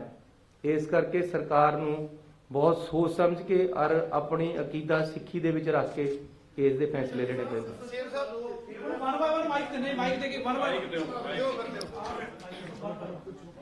ਮੇਰੀ ਆਵਾਜ਼ ਹੀ ਬਹੁਤ ਵਧੀਆ ਹੈ। ਚੰਨੀ ਸਾਹਿਬ, ਉਹ ਜਿਹੜੀ ਅਸਲ 'ਚ ਗੱਲ ਕੀ ਹੈ, ਜਿਹੜਾ ਤੁਸੀਂ 100 ਸਾਲ 'ਚ ਵਧੀਆ ਕੰਮ ਕੀਤਾ, ਵਧੀਆ ਫੈਸਲੇ ਕੀਤੇ, 100 ਦਿਨ 'ਚ ਚਲੋ 100 ਤੱਕ ਤੇ ਇਹ 100 ਦਿਨਾਂ ਦੇ ਵਿੱਚ ਜੀਓ ਹਜ਼ਾਰਾਂ ਸਾਲ। ਹਾਂਜੀ ਹਾਂਜੀ, ਥੈਂਕ ਯੂ ਜੀ। ਗੱਲ ਇਹ ਕਿ ਵੀ ਹਰ ਵਾਰ ਤੁਹਾਡੇ ਕੰਮ ਨੂੰ ਲੈ ਕੇ, ਕਿਉਂਕਿ ਤੁਹਾਡਾ ਤੁਸੀਂ ਨਾਲ ਨਾਲ ਨੋਟੀਫਿਕੇਸ਼ਨ ਦਿਖਾ ਰਹੇ ਹੋ ਕੀ ਹੋ ਰਿਹਾ ਹੈ, ਲੇਕਿਨ ਦੂਜੇ ਪਾਸੇ ਇਲੈਕਸ਼ਨ ਮੋਡ ਸਿਰ ਤੇ ਖੜੀ ਹੈ, ਕਿਉਂਕਿ ਕਿਸੇ ਟਾਈਮ ਵੀ ਜਿਹੜਾ ਕੋਡ ਆਫ ਕੰਡਕਟ ਲੱਗ ਸਕਦਾ ਹੈ। ਇਸ ਦੌਰਾਨ ਪਾਰਟੀ ਪ੍ਰਧਾਨ ਦਾ, ਕਿਉਂਕਿ ਅਕਸਰ ਠੀਕ ਹੈ ਤੁਸੀਂ ਕਈ ਗੱਲਾਂ ਜਵਾਬ ਦਿੰਦੇ ਨਹੀਂ ਹੋ, ਨਜ਼ਰਅੰਦਾਜ਼ ਕਰਦੇ ਹੋ। ਤੁਸੀਂ ਪੁਲਿਸ ਵਾਲੇ ਮਹਿਕਮੇ 'ਚ ਉਹਨਾਂ ਪੁਲਿਸ ਵਾਲੇ ਨੂੰ ਜਿਵੇਂ ਉਹਨਾਂ ਗੱਲ ਕੀਤੀ, ਤੁਸੀਂ ਗੱਲ ਕਹਿਤਾ ਕਿ ਚਲੋ ਮੈਨੂੰ ਹਰ ਮੁਲਾਜ਼ਮ ਵੀ ਚੰਗਾ ਲੱਗਦਾ ਜਾਂ ਜੋ ਵੀ ਹੈ, ਤੁਸੀਂ ਕਾਫੀ ਉਹਨਾਂ ਨੂੰ ਉਸ ਨੂੰ ਕੰਟਰੋਵਰਸੀ ਨੂੰ ਕਾਫੀ ਕਵਰ ਅਪ ਕੀਤਾ। ਲੇਕਿਨ ਉਹਦੇ ਬਾਵਜੂਦ, ਕਿਉਂਕਿ ਦਿੱਲੀ ਵੀ ਗਏ ਹੋ, ਰੇ ਵੀ ਉੱਥੇ ਗੱਲਬਾਤ ਵੀ ਕੀਤੀ, ਕੀ ਇਹਨਾਂ ਦਾ बार बार एक कंट्रोवर्सी क्रिएट करना, जहाँ में साथी ने कहा भी नहीं हो रहे फैसले, तो दिखा रहे आखिरकार मसला मतलब है की है। और आप दो टुक जवाब दे दिए भी ये पार्टी प्रधान की कर रहा है और चीफ मिनिस्टर की कर रहा है, बार बार ये गल उठती है, ਇਹਦਾ ਜਵਾਬ ਦੇਖੋ ਕਿ ਆਪਾਂ ਚਾਹੁੰਦੇ ਹਾਂ ਤੁਹਾਡੇ ਤੋਂ ਗੱਲ ਨਿਕਲੇ। ਮੈਂ ਆਪਣੀ ਪਾਰਟੀ ਦਾ ਵਫਾਦਾਰ ਸਿਪਾਹੀ ਹੈ। ਪਾਰਟੀ ਨੇ ਜਿਹੜੀ ਮੇਰੀ ਡਿਊਟੀ ਲਗਾਈ ਹੈ ਮੈਂ ਉਹਨੂੰ ਨਿਭਾ ਰਿਹਾ, ਨੇਕ ਨੀਤੀ ਨਾਲ ਨਿਭਾ ਰਿਹਾ, ਇਮਾਨਦਾਰੀ ਨਾਲ ਨਿਭਾ ਰਿਹਾ, ਤਨਦੇਹੀ ਨਾਲ ਨਿਭਾ ਰਿਹਾ। ਬਾਕੀ ਮੈਂ ਤਾਂ ਸਿੱਧੂ ਸਾਹਿਬ ਨੂੰ ਕਿਹਾ ਵੀ ਜਿੱਥੇ ਚੱਲੂਗੀ ਨਾਲ ਤੇਰੇ, ਟਿਕਟਾਂ 2 ਲੈ ਲਈ। ਮੈਂ ਤਾਂ ਉਹਨਾਂ ਦੇ ਨਾਲ ਮਿਲ ਕੇ ਕੰਮ ਕਰਨ ਨੂੰ ਤਿਆਰ ਹਾਂ ਤੇ ਕਰ ਵੀ ਰਿਹਾ। ਬਾਕੀ ਇਹ ਹੈ ਕਿ ਪਾਰਟੀ ਜਿਹੜੀ ਹੁੰਦੀ ਹੈ ਉਹ ਸਰਕਾਰ ਦੀ ਬਾੜ ਹੁੰਦੀ ਹੈ ਤੇ ਪਾਰਟੀ ਨੇ ਆਪਣੀ ਸਰਕਾਰ ਨੂੰ ਉੱਪਰ ਚੱਕਣਾ ਹੁੰਦਾ ਹੈ ਤੇ ਮੈਂ ਆਪਣੇ ਵੱਲੋਂ ਹਰ ਕੁਰਬਾਨੀ ਪਾਰਟੀ ਲਈ ਹਮੇਸ਼ਾ ਕਰਨ ਨੂੰ ਤਿਆਰ ਰਹਿੰਦਾ ਤੇ ਤਿਆਰ ਹਾਂ। ਮੈਨੂੰ ਜਿਵੇਂ ਪਾਰਟੀ ਕਹੇਗੀ ਮੈਂ ਉਸ ਤਰ੍ਹਾਂ ਚੱਲਣਾ ਹੈ। ਲੇਕਿਨ ਅੱਜ ਜਿਹੜੀ ਇਹ ਹੈ ਇਹ ਸਰਕਾਰ ਦੇ ਕੰਮਾਂ ਤੇ ਅਸੀਂ ਗੱਲ ਕਰ ਰਹੇ ਹਾਂ। ਹੋਰ ਤੁਸੀਂ ਇਹਦੇ ਬਾਰੇ ਕੋਈ ਗੱਲ ਪੁੱਛਣੀ ਤਾਂ ਚੰਨੀ ਸਾਹਿਬ ਇਧਰਲੇ ਪਾਸੇ। ਚੰਨੀ ਸਾਹਿਬ ਮੇਰਾ ਸਵਾਲ ਆਪਣੇ ਕੁਲੀਗ ਦੇ ਨਾਲ ਅੱਗੋਂ ਹੀ ਹੈ ਕਿ ਤੁਸੀਂ ਬੜੇ ਨੈਕਸਸ ਤੋੜੇ, ਬੜਿਆਂ ਨੂੰ ਕੀਲ ਲਿਆ। ਨਵਜੋਤ ਸਿੱਧੂ 100 ਦਿਨ ਚ ਕੀਲਿਆ ਨਹੀਂ ਗਿਆ। ਜੁਗਤ ਹੈ ਨਹੀਂ, ਜੁਗਾੜ ਹੈ ਨਹੀਂ, ਕੀ ਕਰਨਾ ਹੈ? ਕਰੋ ਰਹਿਣ ਤੋਂ ਹੋਰ ਕੋਈ ਗੱਲ ਕਰ।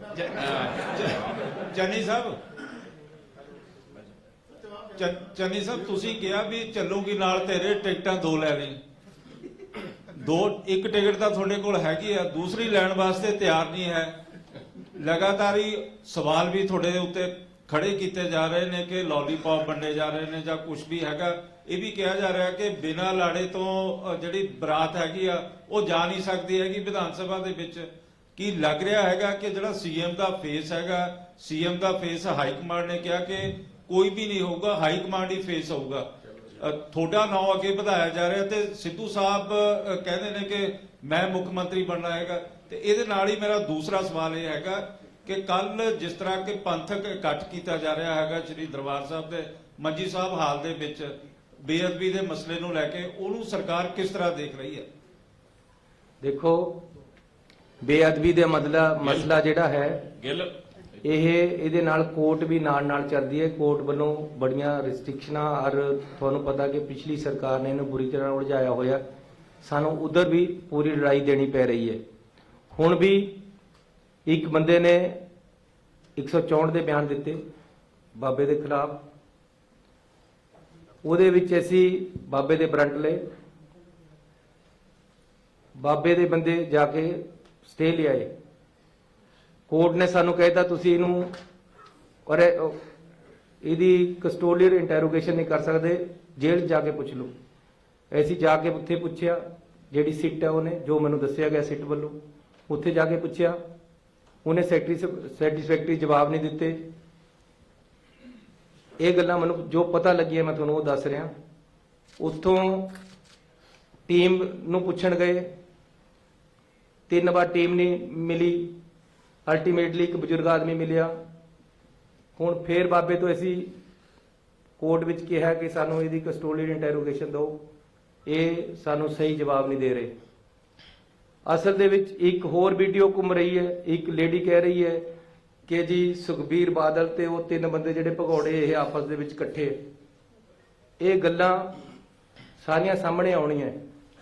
ਸੁਖਬੀਰ ਬਾਦਲ ਦਾ, ਅਕਾਲੀ ਦਲ ਦਾ ਇਹਦੇ ਵਿੱਚ ਕਿਆ ਰੋਲ ਹੈ, ਬਾਬੇ ਦਾ ਕਿਆ ਰੋਲ ਹੈ, ਇਹ ਸਾਰਾ ਸਾਹਮਣੇ ਦਿਖ ਰਿਹਾ ਹੈ। ਲੇਕਿਨ ਇਹਨੂੰ ਸਾਹਮਣੇ ਲਿਆਉਣ ਵਾਸਤੇ ਅਜੇ ਕੋਰਟ ਦੀਆਂ ਅੜਚਣਾਂ ਹੈ। ਉਹਨਾਂ ਨੂੰ ਪਾਸੇ ਕਰਕੇ ਅਸੀਂ ਅੱਗੇ ਵਧ ਰਹੇ। ਸਿੱਟ ਅੱਗੇ ਵਧ ਰਹੀ ਹੈ ਇੰਡੀਪੈਂਡੈਂਟਲੀ। ਜੋ ਮੈਨੂੰ ਉਹਨਾਂ ਨੇ ਦੱਸਿਆ ਉਸ ਤਰੀਕੇ ਨਾਲ ਮੈਂ ਤੁਹਾਨੂੰ ਸਾਰੀ ਗੱਲ ਦੱਸ ਦਿੱਤੀ। ਮੁੱਖ ਮੰਤਰੀ ਸਾਹਿਬ ਇੱਧਰ ਤਰਲੋਚਨ ਮੁੱਖ ਮੰਤਰੀ ਸਾਹਿਬ ਚੋਣ ਜਾਬਤਾ ਕਿਸੇ ਵੇਲੇ ਵੀ ਲੱਗਣ ਦੇ ਅਸਾਰ ਹੈ। ਚੰਨੀ ਸਾਹਿਬ ਕੋਲ ਕਿਹੜਾ ਇਦਾਂ ਦਾ ਕੋਈ ਟਾਰਗੇਟ ਹੈ ਵੀ ਜਾਂ ਵੱਡਾ ਸੁਪਨਾ ਜਿਹੜਾ ਚੋਣ ਜਾਬਤੇ ਤੋਂ ਪਹਿਲਾਂ ਤੋਂ ਹੀ ਲਾਗੂ ਕਰਾਉਣ ਲਈ ਯਤਨਸ਼ੀਲ? ਮੈਂ ਸਭ ਤੋਂ ਜ਼ਿਆਦਾ ਯਤਨਸ਼ੀਲ ਨੌਜਵਾਨਾਂ ਦੀ ਨੌਕਰੀ ਦਾ ਮਸਲਾ ਹੱਲ ਕਰਨਾ, ਉਹਨਾਂ ਦੀ ਪੜ੍ਹਾਈ ਦਾ ਤੇ ਉਹਨਾਂ ਨੂੰ ਅੱਗੇ ਵਧਣ ਦੀ ਸੋਚ ਜਿਹੜੀ ਆ ਉਹਦੇ ਪਿੱਛੇ ਕੰਮ ਕਰ ਰਹੇ ਹਾਂ। ਉਹਦੇ ਬਾਰੇ ਚ ਮੈਂ ਤੁਹਾਨੂੰ 4 ਤਰੀਕ ਨੂੰ ਦੁਬਾਰੇ ਪ੍ਰੈਸ ਕਾਨਫਰੰਸ ਕਰਾਂਗਾ ਤੇ ਅਸੀਂ ਪੱਕਾ ਕੋਈ ਕਾਨੂੰਨ ਔਰ ਗਾਰੰਟੀ ਲੈ ਕੇ ਆਵਾਂਗੇ ਜਿਹੜੇ ਕਿ ਯੂਥ ਨੂੰ ਅੱਗੇ ਵਧਣ ਵਾਸਤੇ ਔਰ ਉਹਨਾਂ ਦੀਆਂ ਨੌਕਰੀਆਂ ਵਾਸਤੇ ਫੈਸਿਲਿਟੇਟ ਕਰਾਂਗੇ। ਚੰਨੀ ਸਾਹਿਬ, ਤੁਸੀਂ ਪੱਤਰਕਾਰਾਂ ਦੇ 3 ਮਸਲੇ ਹੱਲ ਕੀਤੇ, ਉਹਦੇ ਲਈ ਅਸੀਂ ਤੁਹਾਡਾ ਧੰਨਵਾਦ ਕਰਦੇ ਹਾਂ, ਪਰ 2-3 ਮਸਲੇ ਹੋਰ ਅਹਿਮ ਨੇ। ਮੈਂ ਕਿਹਾ ਜੀ ਉਹ ਪਾਈਪਲਾਈਨ 'ਚ ਹੈ, ਉਹ ਮੈਂ ਕਹਿੰਦੇ ਨਾ ਨਹੀਂ ਕੀਤੀ, ਵੱਡੇ ਮਸਲੇ ਰਹਿ ਨਾ ਜਾਣ, ਨਹੀਂ ਰਹਿਣ ਦਿੰਦੇ। ਇਹ ਇੱਕ ਮਸਲਾ ਹੋਰ ਹੈ ਜੀ। ਇਸ ਦੇ ਨਾਲ ਅਗਲੀ ਜਿਹੜੀ 4 ਦੀ ਕਾਨਫਰੰਸ ਕਰਨੀ ਹੈ, ਅਸੀਂ ਚਾਹਾਂਗੇ ਕਿ ਤੁਸੀਂ ਪ੍ਰੈਸ ਕਲੱਬ ਕਰੋ, ਮਤਲਬ ਉਹਦੇ ਤੇ ਵੀ ਫੈਸਲਾ ਜਿਹੜਾ ਹੋਣਾ ਚਾਹੀਦਾ। ਇਸ ਦੇ ਨਾਲ ਹੀ ਇਹ ਤੁਸੀਂ ਵੱਖ-ਵੱਖ ਚਿਹਰਿਆਂ ਦਾ ਐਲਾਨ ਕੀਤਾ ਹੈ ਵੀ ਚਿਹਰਾ ਬਣਾਈਆਂ ਜਾ ਰਹੀਆਂ। ਇੱਕ ਮਤਲਬ ਬਹੁਤ ਵੱਡਾ ਪੰਜਾਬ ਦਾ ਸ਼ਹੀਦ ਹੋਇਆ, ਸ਼ਹੀਦ ਉਦਮ ਸਿੰਘ, ਉਹਦੀ ਚੇਅਰ ਦਾ ਰੌਲਾ ਪੈਂਦਾ ਰਿਹਾ, ਪਿਛਲੀ ਇਸ ਤੁਹਾਡੀ ਸਰਕਾਰ 'ਚ ਵੀ ਪੈਂਦਾ ਰਿਹਾ। ਪੰਜਾਬੀ ਯੂਨੀਵਰਸਿਟੀ ਦੇ ਵਿੱਚ ਚੇਅਰ ਬਣਨੀ ਸੀ, ਉਹ ਚੇਅਰ ਅਜੇ ਤੱਕ ਨਹੀਂ ਬਣੀ, ਉਹਦਾ ਕੀ ਕਾਰਨ? ਇਹ ਜੇ ਨਹੀਂ ਬਣੀ ਤਾਂ ਬਣਾ ਦਾਂਗੇ, ਪਰ ਤੁਹਾਡੀ ਅੱਜ ਮੈਨੂੰ ਗੱਲ ਜੱਜ ਗਈ, ਕਿਉਂਕਿ ਸ਼ਹੀਦ ਉਦਮ ਸਿੰਘ ਦੀ ਬਹੁਤ ਵੱਡੀ ਕੁਰਬਾਨੀ ਹੈ ਔਰ ਉਹਨਾਂ ਨੇ ਕਿਤਾਬ ਦੇ ਵਿੱਚ ਰਿਵਾਲਵਰ ਰੱਖ ਕੇ ਲੈ ਜਾ ਕੇ ਕਿੱਡੀ ਸੋਚ ਔਰ ਜਿਹੜਾ ਅੰਮ੍ਰਿਤਸਰ ਦਾ ਬਦਲਾ ਉਹਨਾਂ ਨੇ ਉੱਥੇ ਜਾ ਕੇ ਲਿਆ, ਇਹ ਜ਼ਰੂਰ ਬਣਨੀ ਚਾਹੀਦੀ ਹੈ ਔਰ ਅਸੀਂ ਬਣਾ ਦਾਂਗੇ। ਸੀਐਮ ਸਾਹਿਬ, ਪਹਿਲਾਂ ਵੀ ਨਵਜੋਤ ਸਿੰਘ ਸਿੱਧੂ ਹੋਰਾਂ ਦੇ ਮੁੱਦੇ ਤੇ ਗੱਲ ਹੋਈ, ਆਖਿਰ ਕਮੀ ਕਿੱਥੇ ਹੈ ਕਿ ਨਵਜੋਤ ਸਿੰਘ ਸਿੱਧੂ ਸ਼ਾਇਦ ਵਿਰੋਧੀ ਧਿਰਾਂ ਨਾਲੋਂ ਜ਼ਿਆਦਾ ਸਵਾਲ ਚੁੱਕਦੇ ਆਪਦੀ ਸਰਕਾਰ ਦੀ ਕਾਰਗੁਜ਼ਾਰੀ ਉਹ ਤੇ, ਮਸਲਿਆਂ ਤੇ ਗੱਲ ਕਰ ਲਓ, ਜ਼ਿਆਦਾ ਕਾਰਗੁਜ਼ਾਰੀ ਤੇ ਲੋਕਾਂ ਦੇ ਮਸਲਿਆਂ ਤੇ ਗੱਲ ਕਰ ਲਓ। ਮਜੀਠੀਆ ਦੇ ਮਸਲੇ ਤੇ ਹੀ ਆਪਾਂ ਦੇਖ ਲਈਏ, ਉਹ ਕਹਿੰਦੇ ਨੇ ਕਿ ਪਰਚਾ ਦੇਣਾ ਕਹਿੰਦੇ ਕੁਝ ਨਹੀਂ ਹੁੰਦਾ, ਕਿ ਇੰਸਪੈਕਟਰ ਵੀ ਕਿਸੇ ਪਰਚੇ 'ਚ ਬੰਦੇ ਨੂੰ ਅੰਦਰ ਕਰ ਦਿੰਦਾ, ਉਹ ਆਂਦੇ ਮੇਰੇ ਕੋਲੇ ਪਾਵਰ ਹੋਵੇ ਤਾਂ ਮੈਂ ਇਹ ਕਰ ਦਿਆਂ। ਆਖਿਰ ਕਮੀ ਕਿੱਥੇ ਹੈ ਕਿ 3 ਮਹੀਨਿਆਂ ਦੇ ਵਿੱਚ ਸ਼ੁਰੂ ਤੋਂ ਲੈ ਕੇ ਅੱਜ ਤੱਕ ਦੇਖ ਲਈਏ ਆਪਸ ਦੇ ਵਿੱਚ ਕੋਆਰਡੀਨੇਸ਼ਨ ਕਿਉਂ ਮੈਂ ਨਹੀਂ ਹੋ ਇੱਕ ਪਾ ਗੱਲ ਰਿਹਾ? ਕਰਨਾ ਚਾਹੁੰਦਾ ਹਾਂ ਕਿ ਕਿਸੇ ਕ੍ਰਿਮੀਨਲ ਨੂੰ ਫੜਨ ਦਾ ਤਰੀਕਾ ਕਿਆ ਹੈ।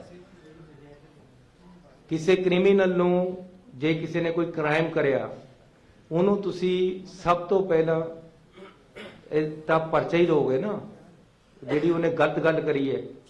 ਔਰ ਅਸੀਂ ਤਾਂ ਪਰਚਾ ਵੀ ਕੋਰਟ ਦੀਆਂ ਹਦਾਇਤਾਂ ਤੇ ਕੀਤਾ ਹੈ। ਕੋਰਟ ਨੇ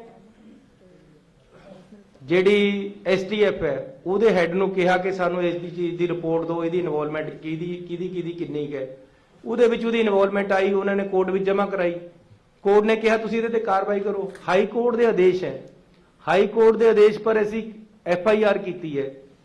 ਐਸਟੀਐਫ ਦੀ ਪੂਰੀ ਰਿਪੋਰਟ FIR ਦੇ ਵਿੱਚ ਦਰਜ ਹੈ, ਰਿਪੋਰਟ ਤੇ ਹੀ ਦਾ ਹੀ ਪਰਚਾ ਬਣਿਆ ਹੈ ਤੇ ਉਹ ਪਰਚੇ ਤੇ ਕਾਰਵਾਈ ਹੋ ਰਹੀ ਹੈ। ਇਹ ਕਹਿੰਦੇ ਸੀ ਜਦ ਹੀ ਮਤਲਬ ਪਹਿਲਾਂ ਹੀ ਜਦ ਪਤਾ ਲੱਗ ਗਿਆ ਆਮ ਆਦਮੀ ਵਾਲਿਆਂ ਨੂੰ ਕਿ ਜੀ ਇਹ ਤਾਂ ਪਰਚਾ ਹੋਣ ਲੱਗਿਆ ਹੈ, ਉਹਨਾਂ ਨੇ ਕਹਿੰਦਾ ਬੋਧਾ ਪਰਚਾ ਕਰਨਗੇ, ਤੇ ਬੋਧਾ ਪਰਚਾ ਹੁੰਦਾ ਤਾਂ ਡਿਸਟ੍ਰਿਕਟ ਕੋਰਟ 'ਚ ਰੱਦ ਹੋ ਜਾਣਾ ਸੀ। ਸਿੱਧੂ ਸਾਹਿਬ ਵੀ ਕਿਉਂ ਨਹੀਂ ਸੈਟੀਸਫਾਈ ਹੋ ਪਾ ਰਹੇ?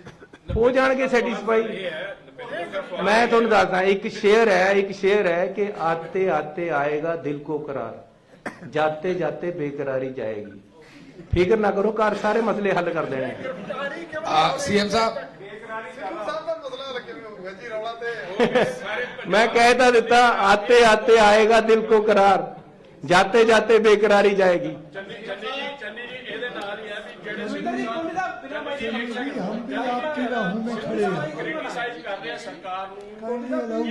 ਸਰਕਾਰ ਲਈ ਫਾਇਦੇਮੰਦ ਹੈ, ਇਮੇਜ ਲਈ ਕਿ ਐਪਰੀਸ਼ੀਏਟ ਕਰੇਗਾ ਤੁਹਾਡੇ ਜਿਹੜਾ ਅੱਗੋਂ ਚੋਣਾਂ ਦੇ ਵਿੱਚ ਉਹਦਾ ਕੀ ਅਸਰ ਹੋਏਗਾ, ਜਿਵੇਂ ਉਹ ਕ੍ਰਿਟੀਸਾਈਜ਼ ਕਰ ਦਿੰਦੇ ਓਪਨਲੀ ਸਟੇਜਸ ਤੇ ਆ ਕੇ। ਮੇਰੀ ਗੱਲ ਸੁਣੋ, ਮੈਂ ਹਮੇਸ਼ਾ ਕ੍ਰਿਟਿਸਿਜ਼ਮ ਨੂੰ ਵੈਲਕਮ ਕਰਦਾ ਹਾਂ, ਚਾਹੇ ਉਹ ਕੋਈ ਵੀ ਕਰ ਰਿਹਾ ਹੋਵੇ। ਮੇਰਾ ਭਰਾ ਵੀ ਜੇ ਮੈਨੂੰ ਕਹੇ ਤੂੰ ਇੱਥੇ ਗਲਤ ਹੈ ਤਾਂ ਮੈਂ ਆਪਣੇ ਆਪ ਨੂੰ ਠੀਕ ਕਰ ਲੈਂਦਾ। ਹੋਰ ਦੱਸੋ ਜੀ ਕੋਈ ਗੱਲ? सीएम साहब ਹੋ ਗਿਆ ਸਰ? चलिए जी, हम भी आपकी राहों में खड़े हैं जनाब। I have two ਨਹੀਂ, questions. ਇਹਦਾ ਅਸਲੀ ਸ਼ੇਰ ਕੀ ਹੈ ਜਿਹੜਾ ਤੁਹਾਡੇ ਵਾਸਤੇ ਉਹ ਬਣਦਾ? ਤੁਸੀਂ ਮੈਨੂੰ ਇਹ ਕਹਿ ਸਕਦੇ ਹੋ ਕਿ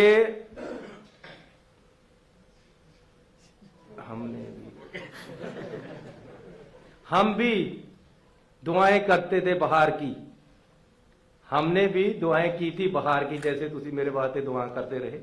हमने भी दुआएं की थी बहार की, है बागवां हमारा भी हक है बहार पर। थोड़ा पूरा हक है जी बहार पर। हुक्म करो Sir, I have two questions. ਹੁਣ ਜੇ ਮੈਂ कहता ਮੈਨੂੰ ਸ਼ਾਇਰੀ ਨਹੀਂ ਆਉਂਦੀ ਹੈ ਤਾਂ ਉਧਰ ਤੇ ਰੌਲਾ ਪੈ ਜਾਣਾ, ਦੇਖਿਓ ਕਿਤੇ। ਹਾਲਾਂਕਿ ਮੈਂ ਪ੍ਰੋਮਪਟਲੀ ਜੋ ਮੈਨੂੰ ਸਾਹਮਣੇ ਆ ਰਿਹਾ ਮੈਂ ਕਰ ਰਿਹਾ। ਹਾਂਜੀ, मेरा पहला क्वेश्चन जनाब ये है कि पिछले 2 former chief minister Sardar Prakash Singh Badal, captain Amarinder Singh. उन्होंने as chief minister in Chandigarh अपनियां रिहायश लई गालबन 2 कोठियां संभाल रखियां सन जी। काइंडली टैल अस कि तुसी उन्हां चों कोई एक नूं खाली कर लिया है खर्चे घटाउण लई, टौर घटाउण लई अपनी जो कुछ भी है, एक कोठी च रहिंदे हो या पहलियां दी तरह 2 कोठियां दे विच ही होई। देखो, मैं कहना कि कैप्टन अमरिंदर सिंह जी और पुराने जिन्हें सीएम रहे, इन्हां पास OSD की इन्नी फौज सी कि खर्चे उन्हां विच बहुत हो जाते सी। मेरा कोई OSD नहीं है। फिर उन्हां दे पोलीटिकल सलाहकार बहुत सी, चहल साहब तो लेके पता नहीं किन्ने गणा देवां तुहानूं। उन्हां दा गनमैन, उन्हां दी तनखाहां, उन्हां दे दफ्तरी अमले, पता नहीं क्या क्या। फौज OSD दी सी, फौज सलाहकारां दी सी। मेरा कोई सलाहकार नहीं। एक मिनट पूरी गल सुन लो। मेरा कोई भी सलाहकार नहीं। तुसी देख लो कागजां दे विच, तुसी पत्रकार हो। मेरा कोई OSD नहीं, मेरा कोई PA नहीं। मैं आपे अपना PA है, मैं आपे अपना OSD है, मैं आपे अपना सलाहकार है। बाकी थोड़े वर्गे भरा सलाह दे दिंदे है। ते मैं अपनी कोठी बदली नहीं, मैं उस विच रहना जिहड़ी 46 नंबर मेरे कोल पहला सी, मैं वही है। मैं CM वाली कोठी विच भी नहीं गया। होर हुक्म करो। सर हाँ जी, हुण उन्हां नूं पुछ लेण दो। हाँ जी, सर दूसरा एक मिनट। क्वेश्चन, हाँ जी, दूसरा पुछ लो। दूसरा क्वेश्चन है सर, पिछले कई सालों में पंजाब की पॉलिटिक्स विच, सियासत विच बेगम मरूसा आलम नां दी पाकिस्तानी महिला जिहड़ी कैप्टन अमरिंदर सिंह दी शिवाना जी नूं लिया करो तुसीं। सर मेरा पॉइंट ये है कि वो हुण चले गए ने कि पंजाब छड्ड गए ने। देखो दीवाना जी, 80 ਨੂੰ ਤੁਸੀਂ ਪਾਰ ਕਰ ਗਏ। 80 ਨੂੰ ਤੁਸੀਂ ਪਾਰ ਕਰ ਗਏ, 80 ਨੂੰ ਕੈਪਟਨ ਸਾਹਿਬ ਪਾਰ ਕਰ ਗਏ। ਮੈਂ ਤੁਹਾਡੇ ਦੋਨਾਂ ਦੀ ਗੱਲ 'ਚ ਨਹੀਂ ਬੋਲਣਾ। सीएम साहब ਲੋਕ ਹਿੱਤ ਦਾ ਮਸਲਾ ਹੈ ਜੀ। सीएम साहब ਜਿਹੜਾ ਮੇਰਾ ਸਵਾਲ ਹੈ ਜੀ, ਉਹ ਆਮ ਲੋਕਾਂ ਨਾਲ ਜੁੜਿਆ ਹੋਇਆ ਹੈ। ਜਿਹੜੇ ਕਿ ਆਮ ਆਦਮੀ ਪਾਰਟੀ ਵਾਲੇ, ਜਿਹੜਾ ਤੁਸੀਂ 3 ਰੁਪਏ ਘੱਟ ਬਿਜਲੀ ਦਾ ਜਿਹੜਾ ਯੂਨਿਟ ਘੱਟ ਕਰਿਆ ਹੈ, ਉਹਨਾਂ ਦਾ ਇਹਦੇ ਵਿੱਚ ਇੱਕ ਉਹਨਾਂ ਨੇ ਨੈਗੇਟਿਵ ਪੁਆਇੰਟ ਜਿਹੜਾ ਹੈਗਾ, ਪਿਛਲੇ ਦਿਨੀ ਇੱਕ ਇੰਟਰਵਿਊ ਦੇ ਵੀ ਦਿੱਤਾ ਹੈ ਕਿ ਜਿਹੜੇ ਲੋਕਾਂ ਨੂੰ ਬਿੱਲ ਦਿੱਤੇ ਜਾ ਰਹੇ ਹੈ ਉਹ 2 ਮਹੀਨੇ ਦਿੱਤੇ ਜਾ ਰਹੇ, ਤੇ ਜਿਹੜੇ ਇੰਡਸਟਰੀਲਿਸਟ ਹੈ ਉਹਨਾਂ ਨੂੰ 1 ਮਹੀਨੇ ਦਾ। ਤਾਂ ਜਿਹੜੇ ਕੰਜ਼ਿਊਮਰ ਹੈ, ਜਿੰਨੇ ਉਹ ਯੂਨਿਟ ਮਤਲਬ ਵਰਤੀ ਜਾਂਦੇ ਹੈ ਤੇ ਉਨੇ ਪੈਸੇ ਵਧੀ ਜਾਂਦੇ ਹੈ। ਅਗਰ ਉਹ 1 ਮਹੀਨੇ ਦਾ ਬਿੱਲ ਤੁਸੀਂ ਕਰੋ ਤਾਂ ਜਿਹੜਾ ਹੈਗਾ ਲੋਕਾਂ ਨੂੰ ਉਹਦਾ ਵਿੱਤੀ ਫਾਇਦਾ ਹੋਏਗਾ। ऐदा है कि ये मैं रीत नहीं शुरू की थी। ये पिछले 10-15 सालों तो 2 महीने का ही बिल आ रहा। ਉਹਦੇ ਨਾਲ क्या है कि 2 जणिਆਂ ਨੂੰ 2 ਵਾਰ नहीं जाना पैंदा, खर्चा सरकार का घटदा है। इस करके ऐसी कोई नवी रीत नहीं शुरू करी। जिस तरह के 2 महीने के पहला के बिल आ रहे उस तरह ही आ रहे। लेकिन हुण ਜਿਹੜੇ बिल आ रहे वो 3 रुपये घट प्रति यूनिट घट होके आ रहे ਤੇ ਲੋਕਾਂ ਨੂੰ ਇਹਦੀ ਬੜੀ ਭਾਰੀ ਰਾਹਤ ਮਿਲੀ ਹੈ। ਜਿਹੜੇ ਆਮ ਆਦਮੀ ਵਾਲਿਆਂ ਨੇ ਫਾਰਮ ਭਰੇ ਸੀ, ਗਰੰਟੀ ਕਾਰਡ ਉਹ ਘਰੇ ਪਏ ਐਕਸਪਾਇਰ ਹੋ ਗਏ। ਇਸ ਕਰਕੇ ਵੀ ਥੋੜਾ ਜਿਹਾ ਉਹਨਾਂ ਨੂੰ ਲੱਗਦਾ ਵੀ ਕੰਮ सीएम साहब सीएम साहब ਸਰਕਾਰ ਨੇ 2% ਦਾ ਬਿਜਲੀ ਦਾ ਲਿਆ ਜਾ ਰਿਹਾ ਹੈ। ਆ ਮੇਰੇ ਕੋਲ ਬਿੱਲ ਹੈਗਾ, ਦਿਖਾ ਦਿੰਦਾ। ਇਹ ਕੋਈ ਅੱਜ ਦਾ ਨਹੀਂ ਲਿਆ ਜਾ ਰਿਹਾ। ਕੋਈ ਗੱਲ ਨਹੀਂ, ਮਰੰਡੇ ਮੈਂ ਵੀ ਮਰੰਡੇ ਦਾ ਹੀ ਹਾਂ, ਤੁਸੀਂ ਵੀ ਮਰੰਡੇ ਦੇ ਹੀ ਹੈ, ਆਪਾਂ ਇਕੱਠੇ ਹੀ ਰਹਿੰਦੇ ਹਾਂ ਉੱਥੇ। ਇਸ ਕਰਕੇ ਇਹ ਕੋਈ ਨਵੀਂ ਨਹੀਂ ਲੱਗਿਆ ਹੈ, ਇਹ ਬਲਕਿ 10% ਸੀ, ਇਹ ਘਟਿਆ ਹੈ। तो मेरा ख्याल है हुण सारिਆਂ ਦਾ बहुत बहुत धन्यवाद। हरियाणा हिमाचल की खबरों को जानने के लिए चैनल को सब्सक्राइब